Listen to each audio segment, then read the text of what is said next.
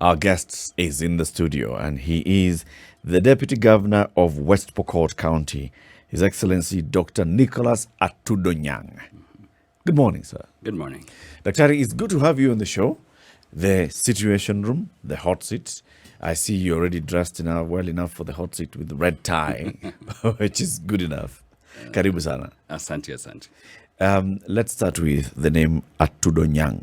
Mm-hmm. This is a Pokot name? Yeah, it's a Pokot name. And our culture, as you know, you have the childhood name, and then after you herd the cows and get to get a bull or a castrated one, which is a steer, you get to name yourself after that bull or steer, depending on the color. And so Atudonyang is a description of a cow, a bull.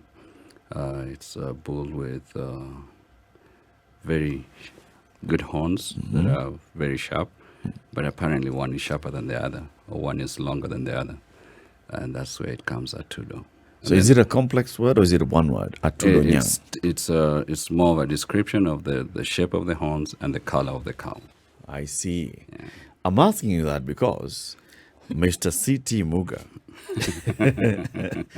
says that if you break this down into two, or is it three? Two. Into two, you'll actually have two Luo words, which are? Well, the Nilotic language of the Luos, Atudo is a duck. Nyang is a crocodile. So Atudonyang is a duck crocodile. None of which has a horn. None of which has a horn. But it's just a linguistic significance, and I'm glad he has explained it, because, you see, if you look at the harmony of languages, yes, why they are the way they are is because of what they signify in terms of meaning. Right. Yes. So I am glad he has explained it. Yes. Dr. You have lived and worked in Kenya and the US for very many years. Yes. And in fact, well, the subject of conversation, public discourse over the last couple of months has been on your most recent abode, which is what? Allen, Texas, USA. Yeah.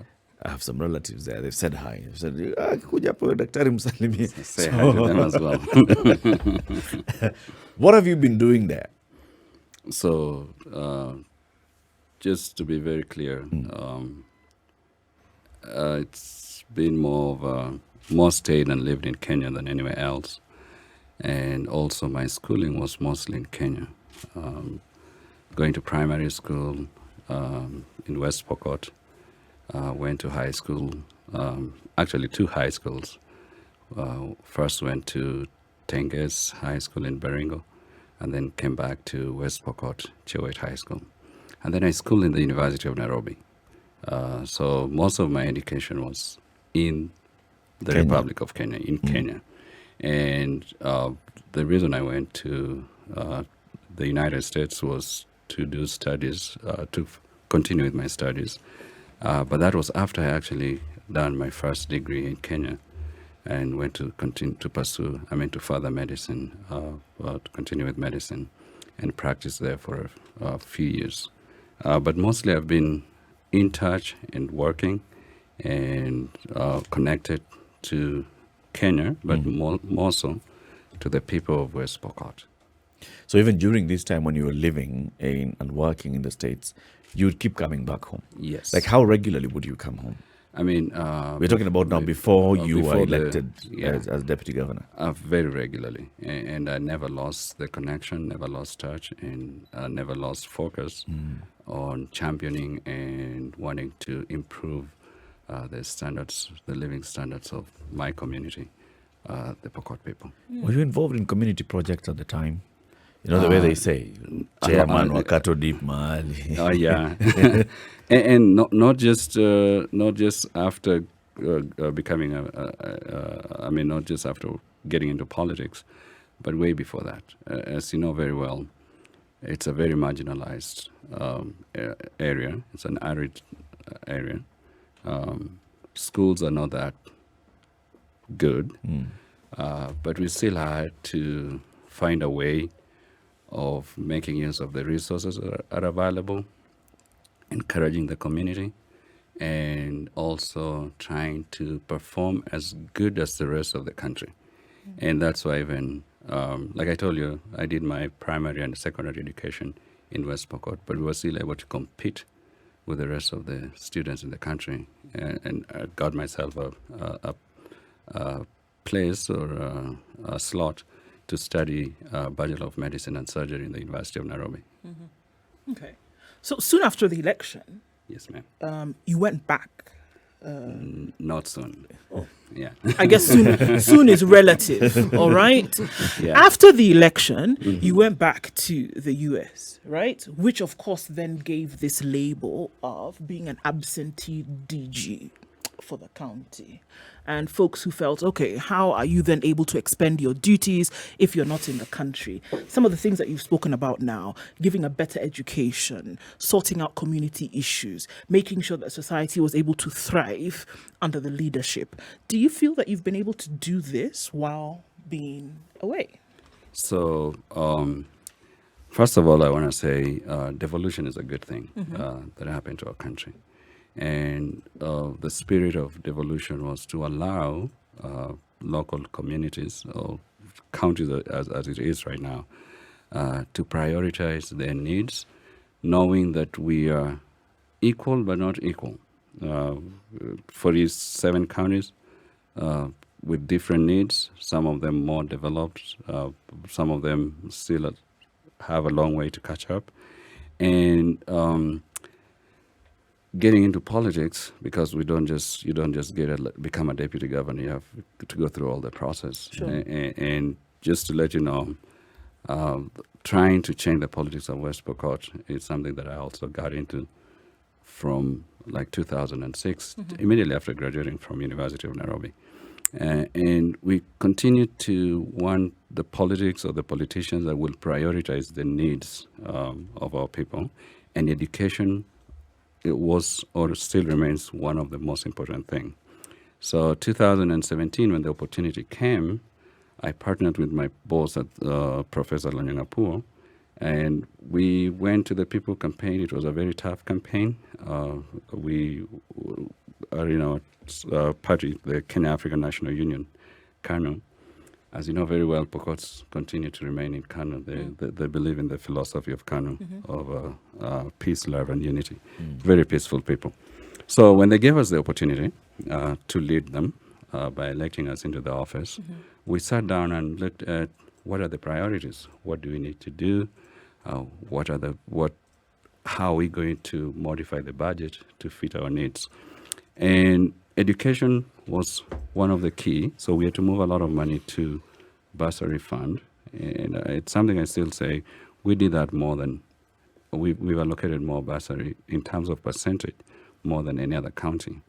The second priority was actually healthcare, and at the point people were even posting images, hey, look at this, West Pokot people are still on beds, hospital beds that you support with like a wooden block or a block. A brick.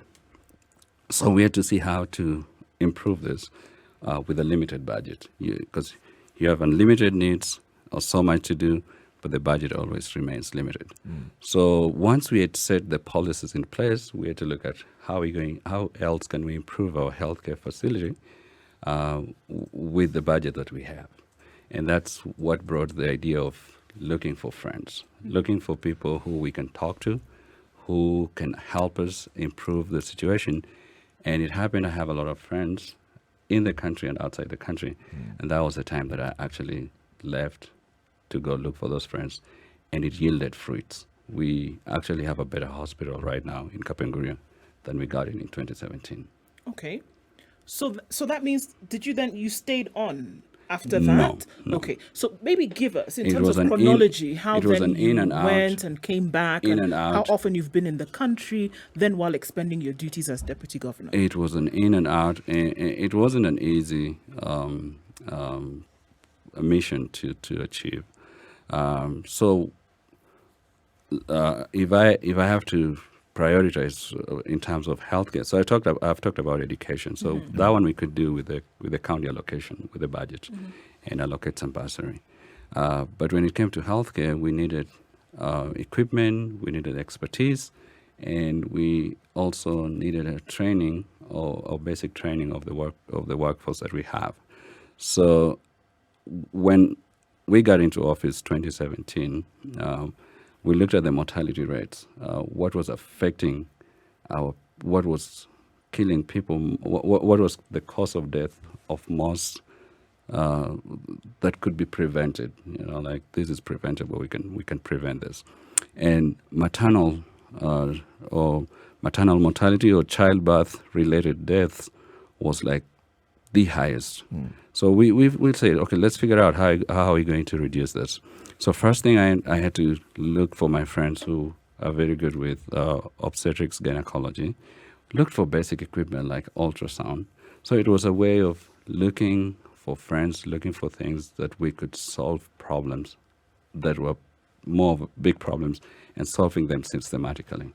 And it took some time. It just didn't take a day. And it didn't take one visit or one trip. It was more than that. Okay, so and this is the thing. So I'm just asking, how long then had you been in country and then outside? Are we looking at 3-month stints and then back in the country for another 3? Did the people of West Pokot see you regularly in West Pokot? They see me, and they remember, as a politician, one thing you have to do is you have to update the people what you're doing, because you cannot just be doing things and people are not aware of what you're doing. And we have to communicate to them. This is a problem we are solving. This is a problem we have. This is a problem we are solving. And until today, I think I've been very good, or we have been very good in terms of updating our people, including their elected representatives, which is the county assembly, to update them and tell them what we're doing, and this is where we are, and we're making achievements on this. And they stayed in touch, and we've kept them updated all this time. And that is why the people of West Pokot continue to be very supportive of my position as the deputy governor. Their elected representatives, the member of the county assembly, MCAs, continue to support me as well. And you've not had any complaint from the people of West Pokot saying that they think the deputy governor has not been helping or has not been doing his duties as they wanted. Beautiful. So then who would call you absentee and why? That's why the beauty of devolution. I say that's why it's beautiful to have a devolution, because different counties with different needs and different priorities. So you might see that somebody else from a different county, somebody else who does not know the priorities of West Pokot, somebody who might not even, I'm not saying they don't care so much, but if you ask the people of West Pokot, between me and them, who cares more for them, they'll obviously point at me and say, yeah, this is the guy who knows our needs. This is the person who knows what we need to do and is making the necessary sacrifice to make sure that we are moving forward. So I consider those outside noise, and that's expected in politics. And it's something that I'm willing to carry. I'm willing to sometimes go through. It's a cross to bear. I don't want to say close to unprofessional way of asking questions, even from the media. But my community is a priority. That's what I need to do more for them. Dr. What you're basically saying is that you went there to work for your electorate. Yes. And you were going there to mobilize resources, to mobilize support, financial, and all, for the benefit of the people of West Pokot. Yes. So if we were now to do a scorecard, how much were you able to raise directly from being there? How much kind of support were you able to mobilize? If you go right now to Kapenguria Hospital, despite all the challenges we're having, you'll not find the same. Remember the beds I was talking about? The wooden beds. The wooden, with supported by bricks and blocks. Yeah. You'll not find those ones. We've improved on that. If you look at the maternal mortality, we still have a challenge. So what did you do? Did you get beds, we were or did able you to get money? Beds, and not just beds. We were also able to get expertise, people to come and help us, including training on basic equipment like ultrasound.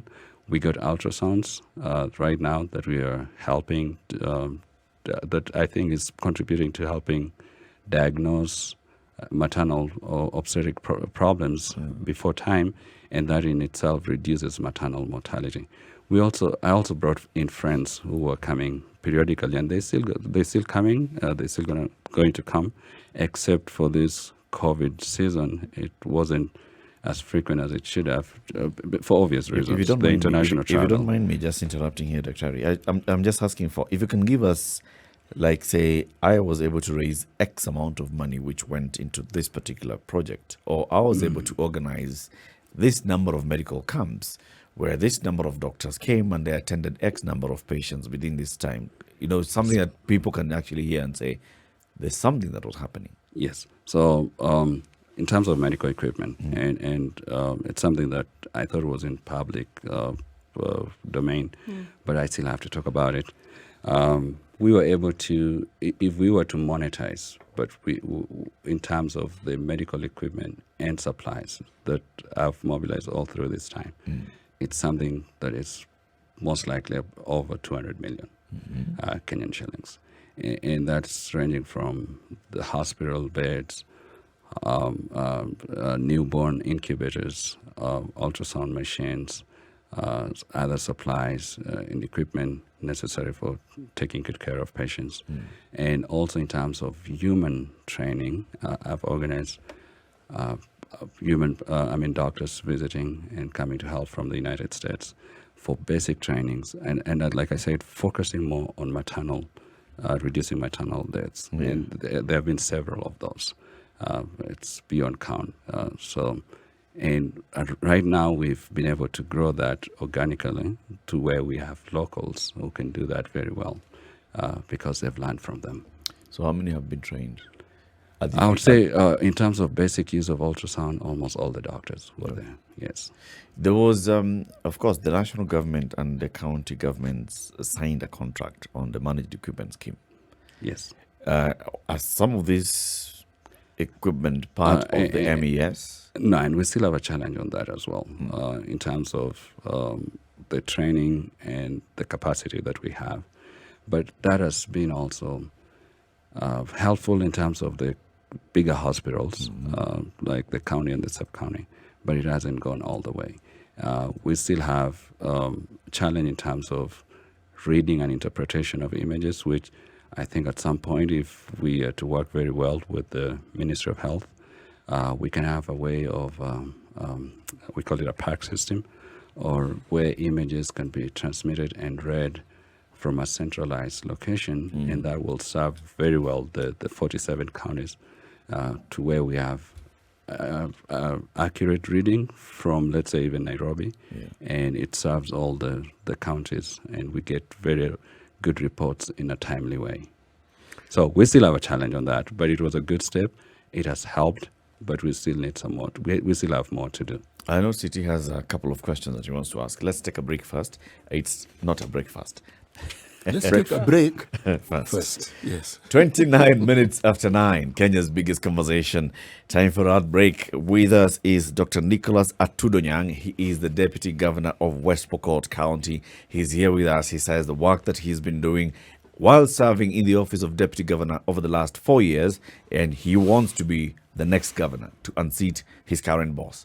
He'll tell us why, and he'll tell us what he's been able to do, plus also explaining to everybody whether he's been working or not, whether he's been earning a salary as a deputy governor or not, whether he's been attending meetings of the county executive committee or not, and other things. Good morning. This is the Situation Room. Kenya's biggest conversation continues. In the room is Eric Latif, Nduoko, C.T. Muga, and our guest, Dr. Nicholas Atudonyang, the Deputy Governor of West Pokot County. You know, what I've been hearing the Deputy Governor say is that the county of West Pokot have embraced technology, and they've embraced the communication mantra of the 21st century. Because if we can have university lessons that begin from start to the end, mostly online, where people actually don't meet physically. If you can have important corporate meetings, people don't meet physically, decisions are made, reports are written, life goes on. the question that then one asks is, why then can you conduct county business? Why can you not conduct county business online? Where one's physical presence is not absolutely necessary, and yet the business takes place. But alternate to what I'm saying, there's also what we know to be not just culturally acceptable, but what is the accepted political norm, that people want to see you physically.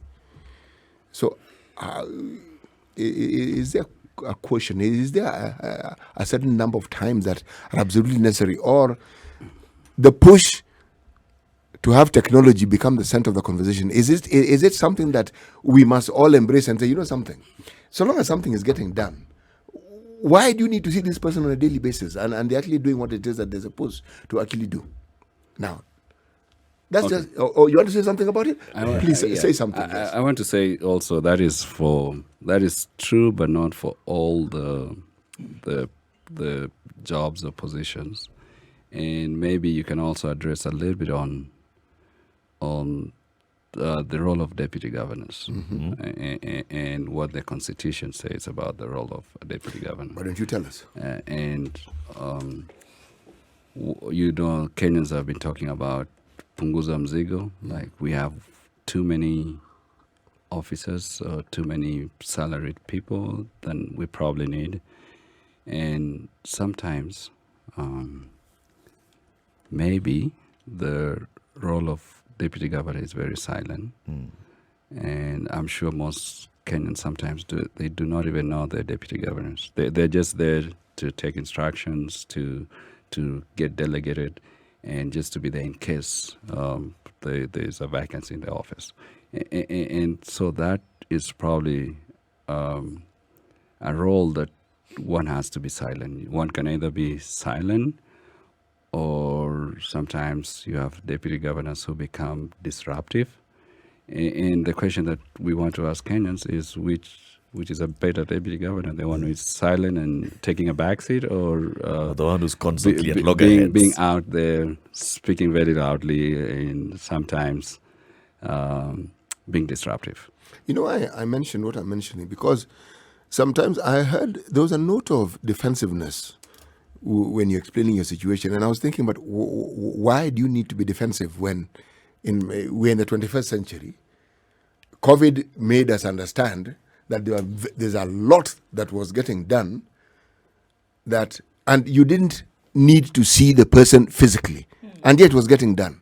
But even more importantly, if you say that even as you went for further studies, you had an underlying understanding that you needed to understand how you could mobilize resources for your county,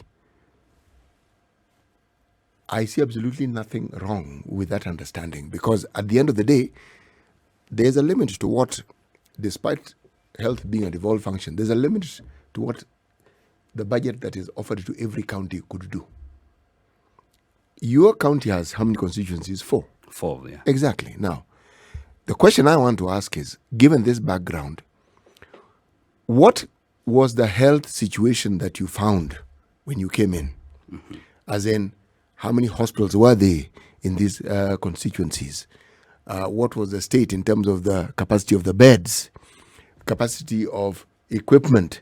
And now that we are talking several years down the line, what exactly is that situation? Because then that paints a clear picture of whether it is that your mission and that you set out to do was actually successful or not. So I think you've asked a very important question about online. Can so much be achieved online? Yes. Can we work from home? And why at this point even I'm becoming defensive? I think it's just the nature of our Kenyan politics, where we almost have bipolar in terms of they'll tell you this is the good doctor. they'll tell you this is what we need, but if you do exactly what they say they need, they find a way of finding fault and saying, no, that is not what we need. And that's why I brought this point of punguza mzigo. They say we don't want too many officers. We don't want people just there to get salary and read newspapers. We'd rather have none of those and have 20 20, 30, 40 youth who really need a job and they can take the salary. If you do exactly that, they come back and say, no, that's not what we want. we want you to be here. We need a deputy governor. We want you to we be see here. every day. We want you to be here. We want you to earn that salary, and we want your office looking like it's a deputy governor's office, But who's saying spending this? a lot of money. Who's saying this? That's why the term absentee is coming in. But from whom? I mean, maybe Public. even prominent from the public and even some prominent But people not in the within media. the county. Not within the county. The Okay. people in the county, they're very happy. Okay. But like I've always pointed out this one to the people of West Pokot, the cost of running an office of the deputy governor, starting from morning time, the drive itself, maintenance of the vehicle, just basic running of a deputy governor's office.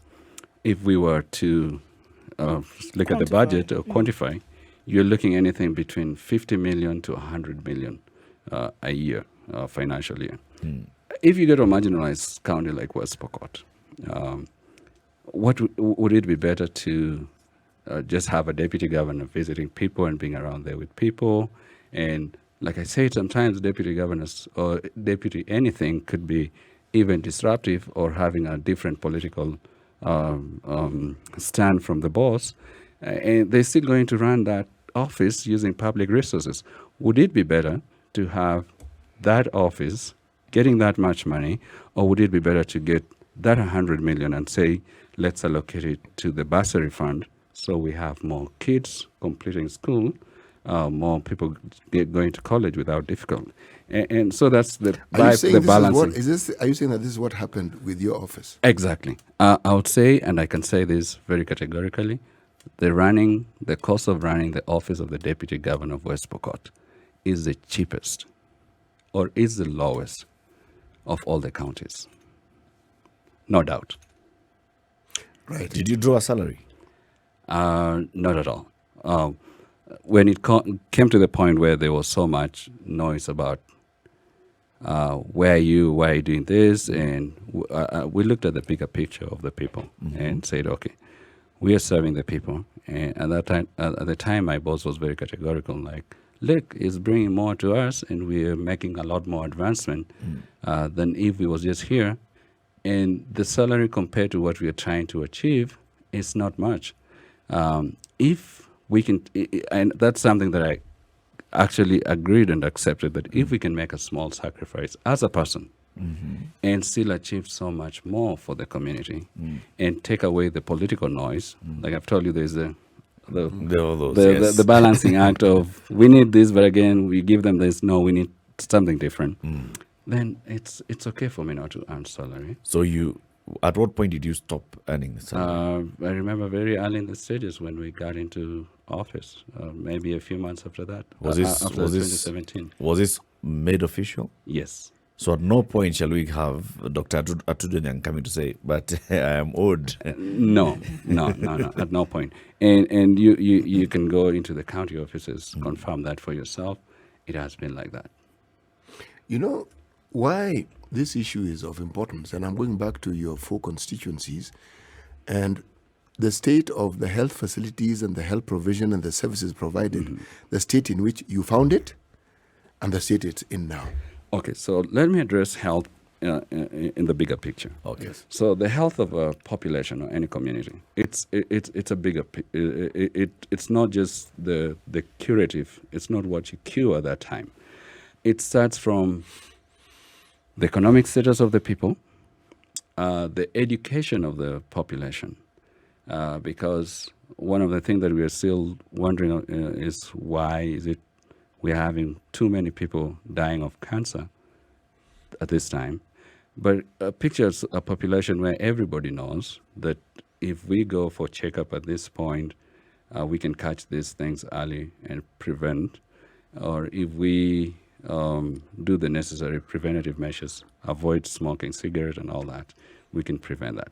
So as a physician, I don't look at health care in terms of how much do we cure, but if we can cure poverty, if we can cure education problem, if we can get our population more educated, then we'll have fewer problems. if we can get the society a more organized society, like we have a problem with motorcycle accidents right now. If you go to most of the beds right now, they're occupied by people who just who got into a motor vehicle or motorcycle accidents. If we can address from that end, then that leaves us with a small problem of now trying to treat or cure those who have come to the hospital. And I can guarantee you that we have made improvement as West Pokot in terms of the 4 constituencies, the sub-county hospitals. They're more equipped right now than when we got them. And the referral hospital, the county hospital, is in a better position or in a better shape in terms of equipment, training of the individuals, of the staff, and in terms of the capacity, like how many people can we see than when we got at the time. Yeah. Okay, so I'm looking at what you, according to what you've said, have been able to do. If we extrapolate this to other deputy governors in the county, the remaining 46, right? Yes. Do you then think it is absolutely necessary to have that position in the county governments if they can run these roles, as you have said, not necessarily being physically there? I don't want to question the intelligence of those who drafted the Constitution. And also remember, this is a process that went through referendum and public participation and referendum, and so it's a collective decision of the people of the Republic of Kenya. And I have no doubt that we are smart people. We made that decision that there should be this constitutional office. And also it was very specific that the role of the deputy governor, and I'm not so sure about the deputy president, is to be delegated duties from the boss or the governor or the president, for that matter. Same thing. So if we know very well that every county or every or the republic, they have different needs. So I think it's not to be a question of one size fits all. Let every county see how well they can run their affairs, still within the confines of the Constitution. Yeah. So I don't want to take away from each county and say, this Nairobi County, you don't need this, or what is good for Nairobi County is good for West Pokot County.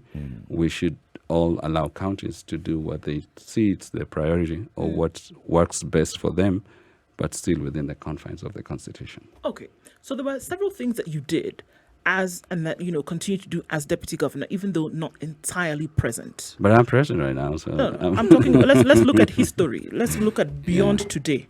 Certain things that you were able to do while not present, which you have on the ground, which you have said already this morning. So my question being, now, when you speak of now wanting to go into the position of governor, have those things which you were doing as deputy and not being present then changed?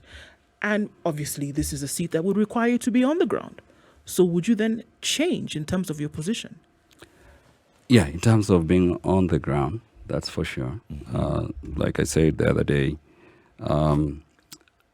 the Pokot people, the elders, through their wisdom and the collective responsibility, decided to request me to be community's spokesman, and that's something that I accepted.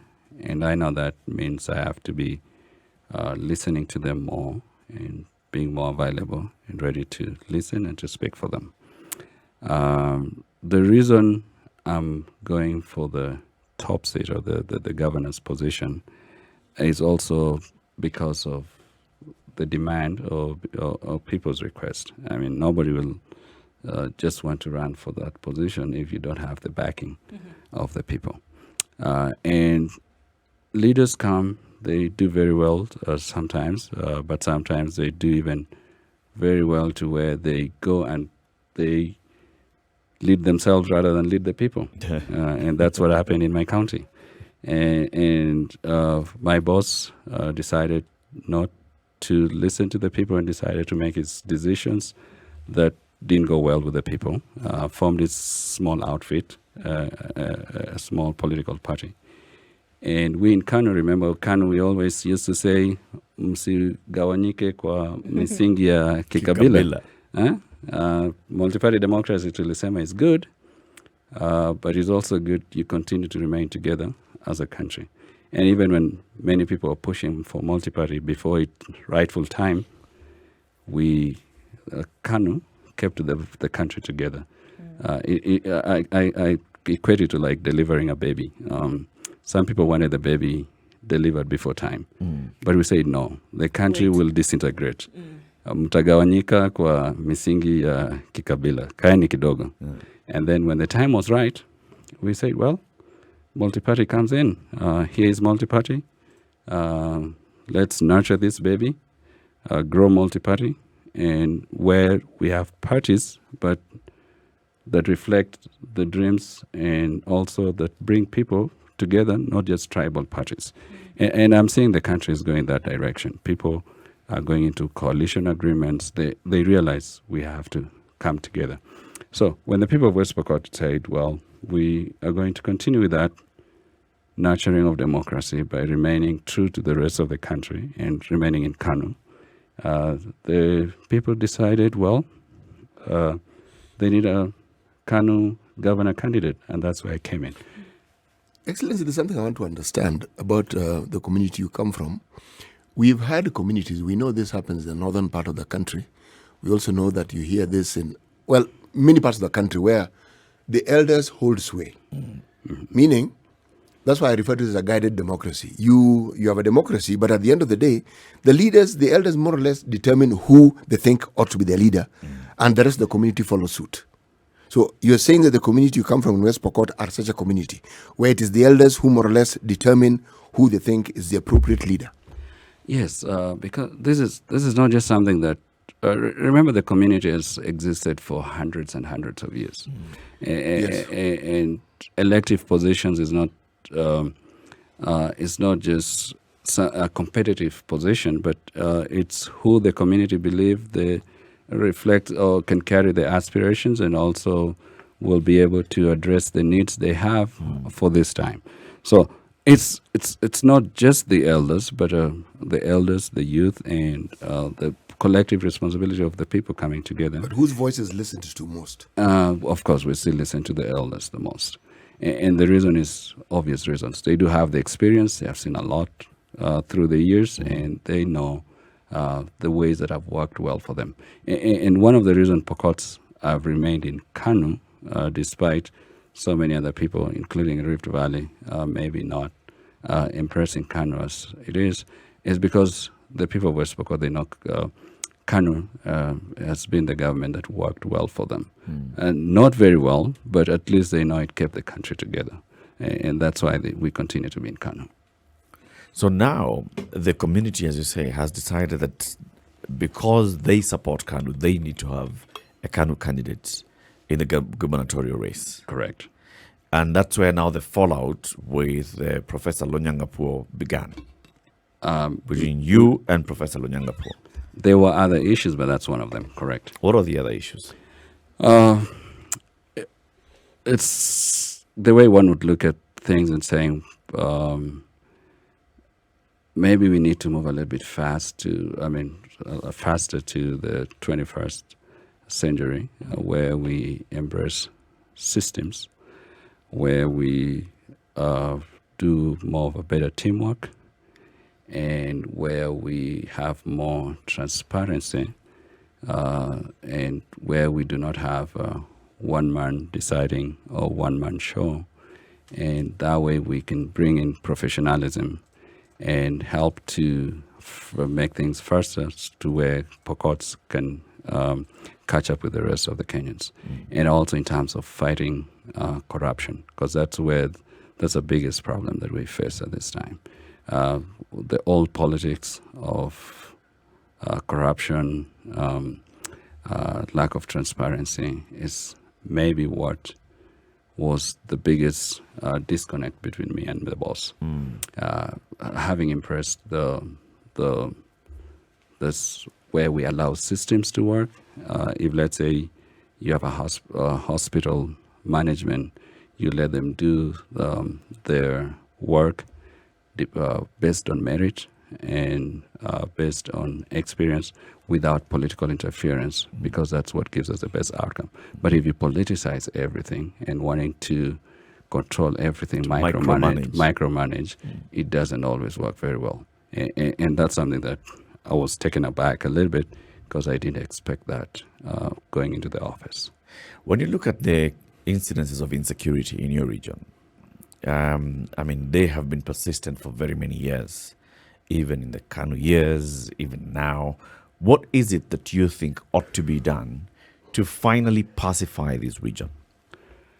Everything boils back to the education and empowerment of the population. Because I believe if you educate a child, if you show them there are more options to living or to life than herding cows and maybe risking their life, they're not going to. Humankind always wants to pursue happiness and better life.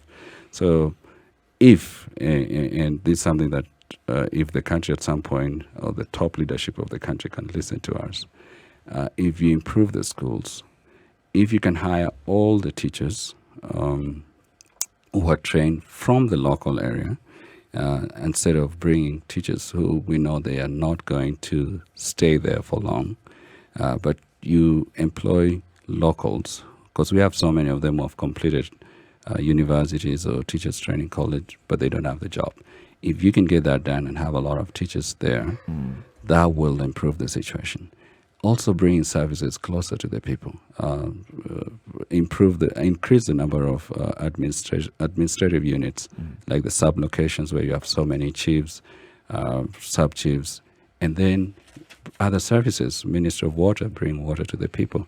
But overall, I think educating the population is going to be more helpful than all these other things. Asante sana for speaking to us on that. His Excellency Dr. Nicholas Atudonyang is the Deputy Governor of West Pokot County. He wants to unseat the boss, Professor John Lonyangapuo, in the forthcoming general election. He says the people of West Pokot ni watu ya KANU. Na watu ya KANU wameinua kidole moja wakasema chama ni moja, mtu ni moja. All the best as you go in the campaigns, and hope to see you again soon. Yeah. Thank you. Asante, nimeshukuru. Asante sana.